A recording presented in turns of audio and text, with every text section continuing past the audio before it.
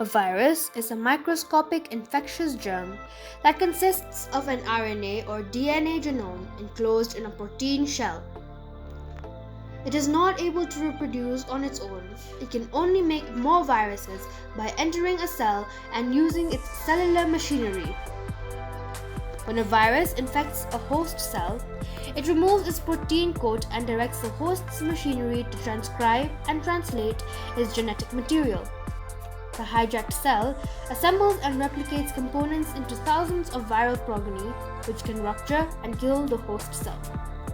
The new viruses then go on to infect more host cells.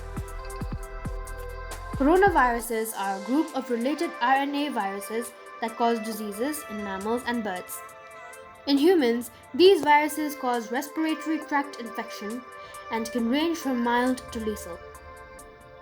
Mild illnesses include some cases of the common cold, which is also caused by other viruses, predominantly rhinoviruses, while more lethal varieties can cause SARS, severe acute respiratory syndrome, MERS, Middle East respiratory syndrome, and COVID-19.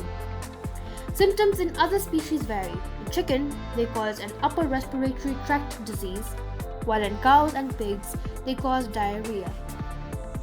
There are yet no vaccines or antiviral drugs to prevent or treat human coronavirus infections.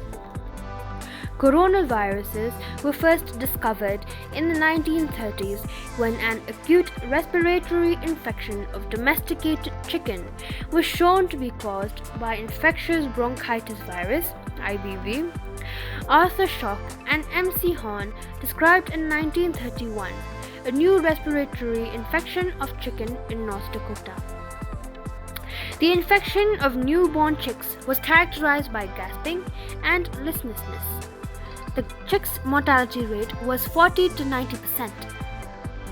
Fred Baudet and Charles Hudson, 6 years later, successfully isolated and cultivated the infectious bronchitis virus, which caused the disease. In the 1940s, two more animal coronaviruses, mouse hepatitis virus (MHV) and transmissible gastroenteritis virus (TGEV) were isolated. It was not realized at that time that these three different viruses were related. Human coronaviruses were discovered in the 1960s. They were isolated using two different methods in the United Kingdom and the United States. E.C. Kendall and Malcolm Boyne and David Tyrrell, working at the Common Cold Unit of the British Medical Research Council in the 1960s, had isolated from a boy a novel common cold virus, B814.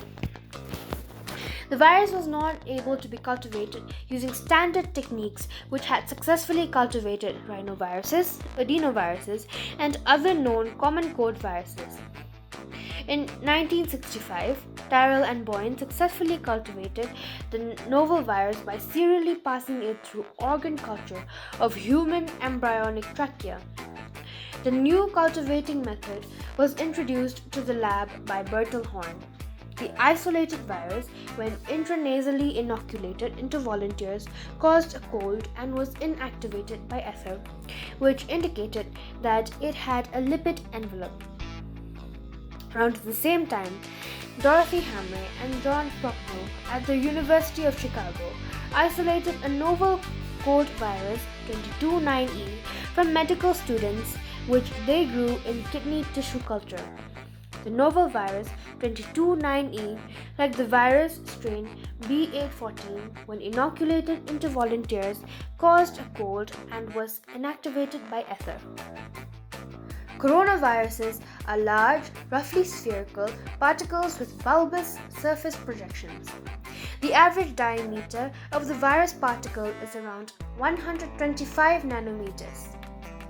The diameter of the envelope is 85 nanometer and the spikes are 20 nanometers long. The envelope of the virus in electron micrographs appear as a distinct pair of electron-dense shells that are relatively opaque to the electron beam used to scan the virus particle. The viral envelope consists of a lipid bilayer in which the membrane M, envelope E, and spike S structural proteins are anchored. The ratio of E is to S is to M in the lipid bilayer is approximately 1 is to 20 is to 300. On average, a coronavirus particle has 74 surface spikes. A subset of coronavirus, specifically the members of beta coronavirus subgroup A, also have shorter spike-like surface protein called hemagglutinin esterase (HE). The coronavirus surface spikes are homotrimers of the S protein, which is composed of an S1 and S2 subunit. The homotrimic S protein is a class 1 fusion protein which mediates the receptor binding and membrane fusion between the virus and the host cell. The S1 subunit forms the head of the spike and has the receptor binding domain (RBD). The S2 subunit forms the stem which anchors the spike in the viral envelope and on the protease activation enables fusion. The E and M proteins are important in forming the viral envelope and maintaining its structural shape. Inside the envelope, there is a nucleocapsid which is formed from multiple copies of the nucleocapsid N proteins, which are bound to the positive sense single-stranded RNA genome in a continuous bead on a string type conformation.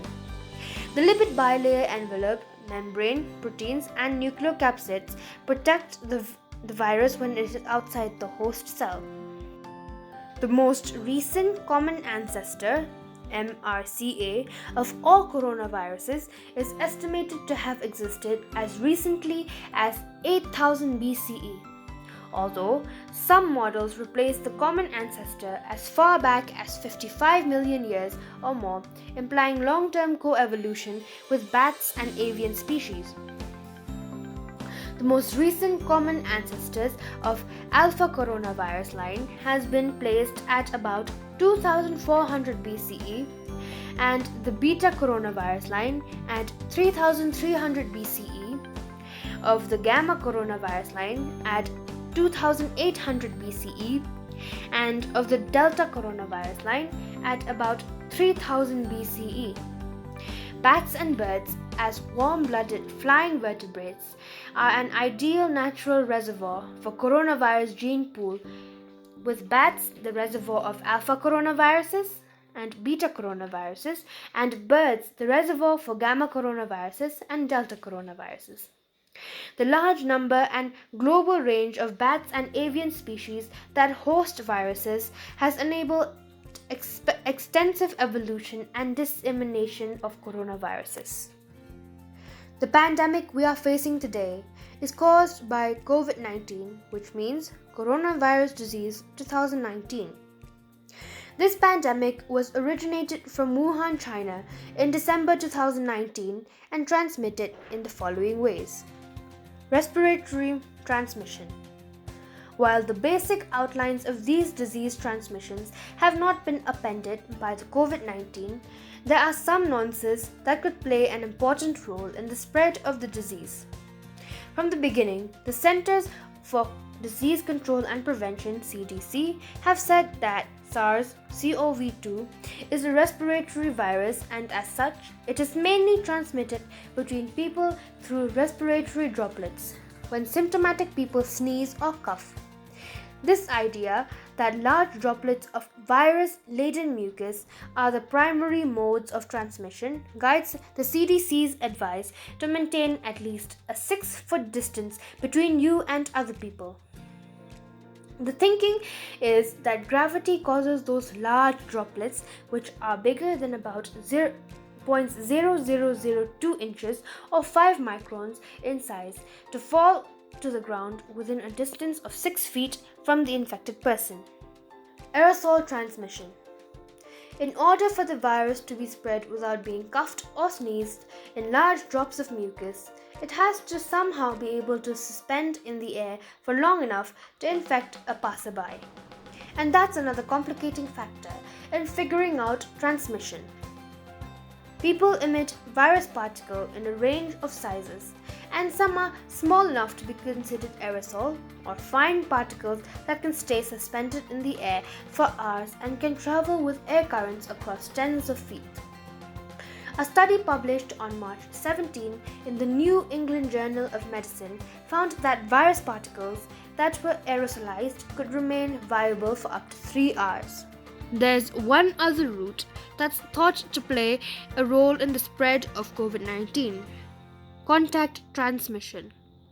In this situation, viral particles emitted from the respiratory tract of an infected individual land on a surface.